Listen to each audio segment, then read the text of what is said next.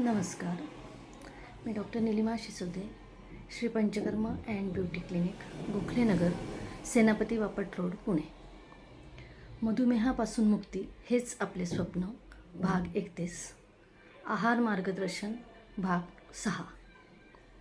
आत्तापर्यंत आपण एक प्राथमिक सुरुवात पाहिली की आहार घेण्यापूर्वी भोजन मंत्र काय आहेत, आहार घेण्याविषयी आयुर्वेदात काय नियम सांगितलेले आहेत आणि आहार कसा घ्यावा याबद्दलचे काही जे आहार विधिविधान हे आपण पाहिलेलं आहे.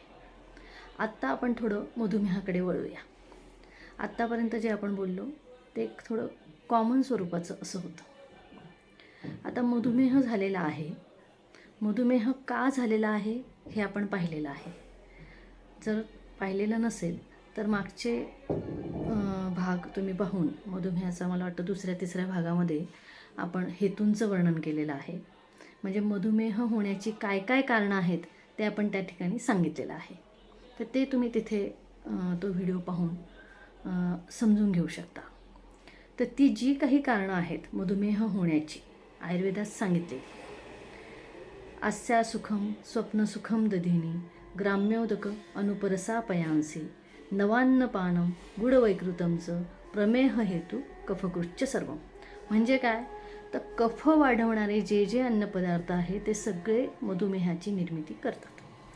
कफ कुणामुळे वाढतो, तर कफ वाढणारे जसे मधुर पदार्थ आहेत, तसेच मधुर म्हणजे गोड, गोड, आंबट आणि खारट अशा चवीचे जे जे पदार्थ आहेत ते सगळे मधुमेह वाढवतात, कारण की ते कफ वाढवतात. तसंच जे द्रव्य ऑइली आहे, तेलकट आहे, चिकट आहे, ते सगळं कफ वाढवतं. जे जे तुमचे थोडक्यात वजन वाढवणारी द्रव्य आहेत आहारातली, ती सगळी कफ वाढवणारी आहेत. कारण कफ हा संधानकर आहे, तर तो वजन वाढवतो. तर कफ वाढवणारे जे जे घटक आहेत ते सगळेच वजन वाढवतात आणि ते सगळेच मधुमेहाची निर्मिती करतात, कफ वाढवतात. म्हणून ते आपण टाळायचे आहेत. तसंच तळलेले अन्नपदार्थ, तेलाचा अतिरिक्त वापर, ज्याच्यामध्ये तेलकटपणा आहे, म्हणजे लपलेल्या स्वरूपात साय वगैरे सारख्या गोष्टी आहेत, पनीर सारख्या गोष्टी आहेत की त्याच्यामध्ये तेलकटपणा आहे पण तो तुम्हाला दिसून येत नाही, चकचकीतपणा असा दिसत नाही, अशा पद्धतीचे पदार्थसुद्धा तुम्हाला टाळायचे आहेत. कारण ते पण शरीरातलं अतिरिक्त ऊर्जा वाढवणार आहे आणि ती अतिरिक्त ऊर्जा ही साखरेच्या स्वरूपात शरीरात साठवली जाणार आहे. सगळ्यात सोपं तत्त्व असं आहे की तुम्ही जेवढ्या प्रमाणात आहार घेणार आहात त्याच्यापेक्षा जास्त प्रमाणात तुम्ही तो खर्च करायचा आहे, किंवा निदान तेवढ्या प्रमाणात तुम्ही तो खर्च करायचा आहे.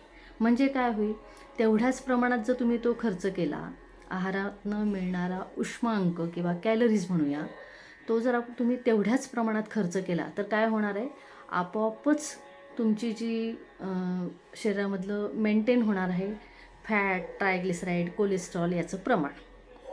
आणि जर तुम्ही ज्या प्रमाणात आहार घेताय त्यापेक्षा जास्त प्रमाणात व्यायाम करत आहात किंवा ती एनर्जी जास्त वापरत आहात, तर काय होणार आहे, शरीरात अतिरिक्त असलेली चरबी ही त्या कामासाठी त्याच्यापासून उष्मांक मिळणारे, कॅलरीज मिळणार आहे, ती बर्न होणार आहे. आणि इतर अदृश्य स्वरूपातली cholesterol, triglyceride, LDL, HDL cholesterol या स्वरूपात जी एनर्जी साचवलेली आहे तीसुद्धा त्या ठिकाणी खर्च होणार आहे आणि त्यामुळे ती पण वापरली जाणार आहे. तर हे सगळं आपण अशा पद्धतीने आहाराचं नियोजन करायचं आहे. तर आज तुम्हाला ती ढोबळ कल्पना फक्त देणार आहे. ॲक्च्युली पदार्थ आपण क्रमशः पाहू पुढच्या भागात. तर अशा पद्धतीचा आहार तुम्ही आता घ्यायला सुरुवात केलेली आहे. का म्हणून पथ्य पाळणं आवश्यक आहे, तर ते पण आपल्याला कळलं पाहिजे. त्यापूर्वी एवढंच की कफ वाढवणारे आहार आपण टाळायचा आहे. त्याच्यानंतर नवान्नपानम म्हणजे नवीनच कापणी झालेलं जे धान्य आहे त्याच्यामध्ये अतिरिक्त क्लेदाचं प्रमाण जास्त आहे, म्हणून ते पण आपण टाळायचं आहे. गुडवैकृतम म्हणजे काय, गुळ आणि गुळाचे पदार्थ किंवा ऊसापासून बनणारे पदार्थ हे सगळे आपल्याला टाळायचे आहेत. ब्राऊन शुगर आहे, बांबूतली शुगर आहे, अशी कुठली तरी फॅन्सी नावाने काहीतरी साखर मिळते आहे म्हणजे ती माझ्यासाठी हितकर आहे, तर असं नाही.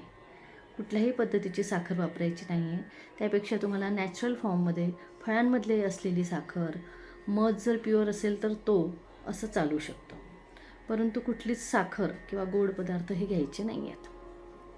त्यानंतर दूध आणि दुधाच्या विकृती, म्हणजे दूध आणि दुधापासून बनणारे अन्नपदार्थ हे सगळेच तुम्हाला वर्ज्य आहेत. हे कुठलेही तुम्ही खायचे नाही आहेत. तर अशा पद्धतीचे नियम आयुर्वेदात दिलेले आहेत. हे पथ्य का पाळायचं आहे? पथ्य पाळल्याने काय होणार आहे? तर अजातानाम अनुत्पत्तो, म्हणजे ज्याची निर्मितीच झालेली नाही आहे. तुम्हाला मधुमेह नाही आहे, तुमचं वजन वाढलेलं नाही आहे, तुमची चरबी वाढलेली नाही आहे, तुमचे कोलेस्ट्रॉल ट्रायग्लिसराईड्स वाढलेले नाही आहेत, तर तेही वाढायला नको म्हणूनही पथ्याचा उपयोग होतो आहे. अजातानाम अनुत्पत्तो जातानाम विनिवृत्तये, म्हणजे झालेच आहेत, आता मधुमेह झालेलाच आहे, तर त्याची निवृत्ती व्हावी, तो नष्ट व्हावा, तो आटोक्यात यावा, यासाठी सुद्धा त्याचा उपयोग होणार आहे. म्हणून पथ्य हे गरजेचं आहे. नाहीतर आयुर्वेदिक डॉक्टर खूप पथ्य सांगतात असं जर तुम्हाला वाटत असेल तर त्यासाठी तुम्हाला हा ग्रंथातला उदाहरण सांगितलं की ते तुमच्याच हिताचं आहे. तुम्हाला जर व्याधी नको असतील किंवा आत्ता व्याधी आहे पण त्यापासून मुक्त व्हायचं असेल तर तुम्ही पथ्य हे पाळलंच पाहिजे. मग यात आणखीन काय आलं तर सगळ्याच पद्धतीचे गोडाचे पदार्थ हे सिंपल शुगर आहे, सिंपल कार्बोहायड्रेट आहे, किंवा डायरेक्ट साखर ज्यात ॲड केलेले असे पदार्थ ही सिंपल कार्बोहायड्रेट असल्यामुळे त्याचे लगेचच त्यामध्ये उष्मांक तयार होतात, त्याची कॅलरी व्हॅल्यू ही खूप जास्त असते आणि त्यामुळे जर त्याची गरज नसेल शरीराला तर आपोआपच त्याला साठवणं हे एवढंच काम शरीराकडे राहतं. पूर्वी फिजिकल वर्क जास्त असल्याने त्यांना अतिरिक्त साखर पचवण्याची शक्ती होती आणि त्यामुळे ते करू शकत होते. परंतु आत्ता आपल्याला सेडेंटरी ऑक्युपेशन अधिकाधिक आहेत, बौद्धिक कसरतीच्या जॉब आहेत, त्यामुळे तुम्हाला तेवढ्या अतिरिक्त साखरेची गरज नाही. जेवढी आवश्यक आहे ती साखर तुम्हाला निश्चितच तुमच्या इतर अन्नपदार्थातनं, अगदी सिरियल्स लेग्युम्स यातनं तुम्हाला मिळत असते. त्यामुळे पुन्हा वरून साखर घेण्याची ही गरज नाही आहे. तसंच स्टार्च असलेले पदार्थ, बटाटा, साबुदाणा, तेही आपण घ्यायचे नाही आहेत. हे सर्वसाधारण सगळ्यांना माहीत असलेलेच नियम आहेत, पण आपण आजच्या भागात त्याची एक रिव्हिजन करूया. नंतर चिकणपणा असलेला किंवा फॅट त्याच्यामध्ये लपलेल्या स्वरूपात आहे असे जे बेकरीचे पदार्थ आहेत, टोस्ट, खारी, बिस्किटं, केक आहे, पिझ्झा आहे, बर्गर, सँडविचेस, तर ह्या सगळ्या पद्धतीच्या बेकरीचे जे पदार्थ आहेत त्यामध्ये खूप जास्त प्रमाणात चुकीचं फॅट वापरलं जातं. तसंच त्यामध्ये मैदा वापरला जातो जो अतिशय चिकट असा असतो आणि तो शरीरामध्ये चिकटलेल्या स्वरूपात राहतो. त्याचं पचन शरीर व्यवस्थित करू शकत नाही आणि अतिरिक्त ऊर्जा किंवा अतिरिक्त चरबी, अतिरिक्त वजन वाढणं यासाठीच फक्त त्याचा उपयोग होतो. त्याच्याने पचन जे आहे ते तुमचं खूप हॅम्पर होतं. तुमच्या लिव्हरला ते पचवण्याचं तसं खास ट्रेनिंग दिलेलं नसल्यामुळे ते त्याला पचवू शकत नाही आणि त्यामुळे तुमच्या डायजेस्टिव्ह सिस्टीममध्ये निरनिराळ्या प्रकारचे अडथळे आणण्यासाठी त्याचा उपयोग होतो. म्हणून नेहमी आपल्याला अन्न कसं खायचं आहे, मागच्या भागात आपण पाहिलं आहे की ताजं, घरी शिजवलेलं आणि फ्रेश अशा पद्धतीचं अन्न आपण खाणार आहोत. तर त्याच्यामध्ये कुठेही आपण मैद्याचा वापर करणार नाही आहोत. सालीसकट धान्य खायची आहेत, त्यामुळे मैदा हा त्याच्यामध्ये आउटर कवरिंग जे आहे धान्याचं ते काढून टाकलेलं आहे आणि त्यामुळे तो पचायला अतिशय जड असा पदार्थ आहे. दिसायला जरी ते अगदी खुसखुशीत आणि हलकं वाटत असलं तरी ते डायजेस्टिव्ह सिस्टीमसाठी खूप त्रासदायक अशा पद्धतीचं अन्न आहे. त्यामुळे ते तुम्हाला टाळायचं आहे.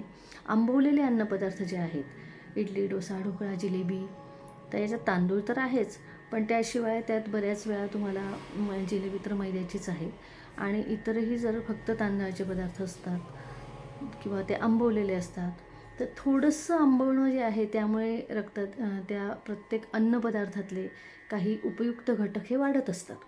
परंतु जेव्हा ते जास्त प्रमाणात आंबवलं जातं तेव्हा त्यात तेच आम्लता हा गुणधर्म त्यामध्ये अधिकाधिक असतो, म्हणजे पित्त त्याच्याने वाढण्याची शक्यता असते. आणि बऱ्याच वेळा तुम्हाला पित्ताचं काम आहे रूपांतरण, मेटाबॉलिझम. तर जे काही तुम्ही अन्नपदार्थ घेणार आहे त्याचं रूपांतर हे चांगल्या शरीर घटकात व्हावं, यासाठी पित्त जे आहे ते चांगलं पित्त शरीरात असणं गरजेचं आहे. चुकीचं वाईट पित्त जर असेल शरीरात जास्त, तर त्याच्याने काय होणार आहे, ज्या पचनाला अडथळे येणार आहे. आणि हे पचन जे आहे ते तुम्हाला मागे मी सांगितलेलं आहे बऱ्याच वेळा. तर ग्रॉस मेटाबॉलिझम आणि सेल्युलर लेव्हलचं मेटाबॉलिझम या दोघांवर परिणाम करणार आहे. ग्रॉस मेटाबॉलिझमवर परिणाम केला तर तुम्हाला डायजेस्टिव्ह सिस्टीममधल्या काही म्हणजे पचनाच्या काही तक्रारी दिसून येतील. आणि जेव्हा ते सेल्युलर लेव्हलला मेटाबॉलिझम बिघडेल तेव्हा तुम्हाला वेगवेगळ्या पद्धतीचे चुकीचे घटक रक्तामध्ये वाढलेले दिसतील. म्हणजे कोलेस्ट्रॉल वाढेल, ट्रायग्लिसराईड वाढेल, शुगर वाढेल आणि अशा पद्धतीने क्रिएट वाढेल.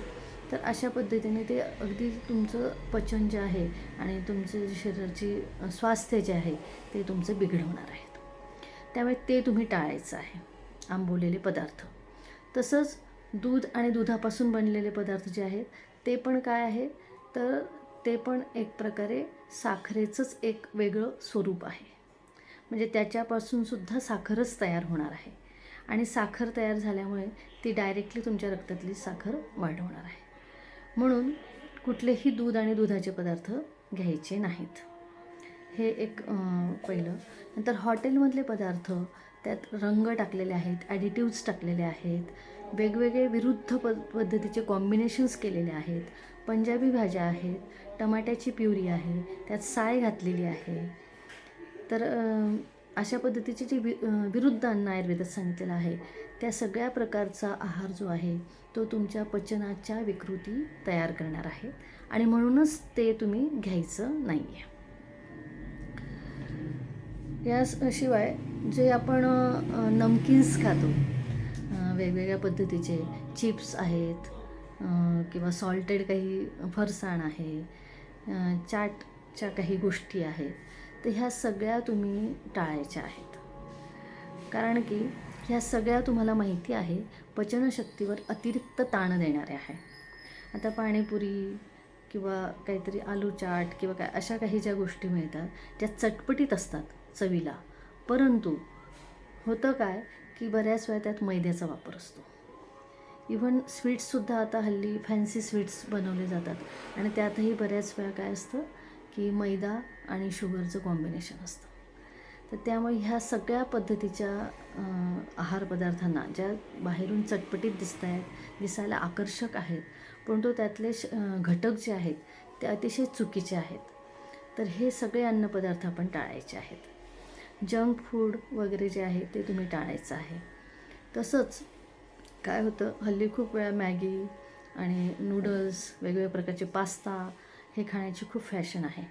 आणि गव्हाची मॅगी आहे, तांदळाची मॅगी आहे, पास्ता पण होल व्हीटचा आहे, असं काही असतं. पण पास्ता बनवतानासुद्धा बऱ्याच वेळा त्याची जी ग्रेव्ही तयार केली जाते त्यात विरुद्ध अशा पद्धतीचा वापर केला जातो. दुधापासून काहीतरी ग्रेव्ही बनवली जाते, दूध मैद्यापासून, आणि त्यानंतर त्यात टोमॅटोची प्युरी टाकली जाते. तर ते सुद्धा विरुद्ध अन्न आहे, कितीही चटपटीत आणि जिभेला छान वाटलं तरी. आणि गव्हाचं बनवलेलं आहे किंवा तांदळाचे बनवलेले पदार्थ आहे असं जरी म्हटलं तरी त्यात एवढ्या प्रकारची चिकटपणा असतो, एक गुळगुळीतपणा असतो, पिच्छिलपणा असतो, तो सगळा कफ वाढवणारा आहे. आणि त्यात फक्त गहू किंवा तांदूळ असण्याची शक्यता कमी आहे. त्यात ॲडल्टरेशन स्वरूपात मैदा किंवा अशाच काही गोष्टी असण्याची शक्यता आहे.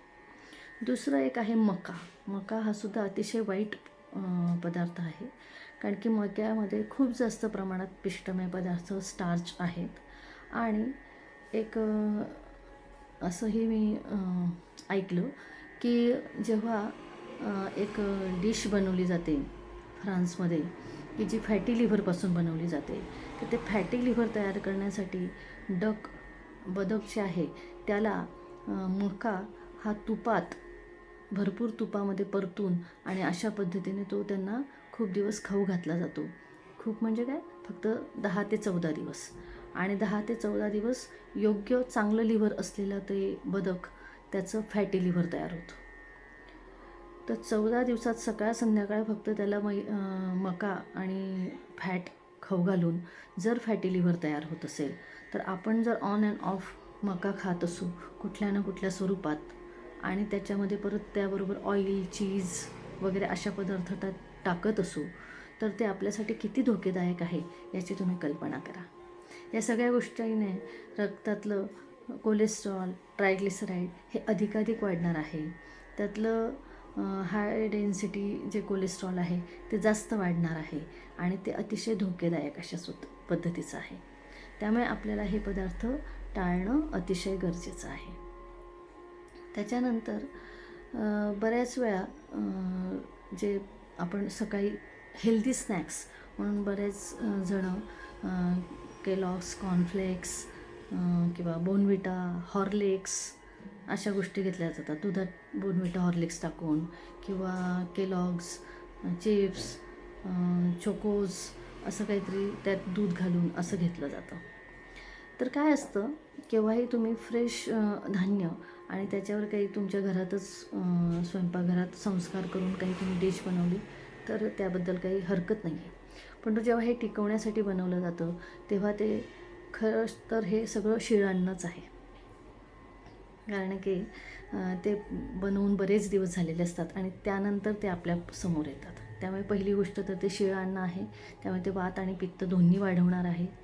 तिसरी गोष्ट, त्यामध्ये तर शुगर ॲड केलेली आहे, त्याला शुगरचं कोटिंग केलेलं आहे.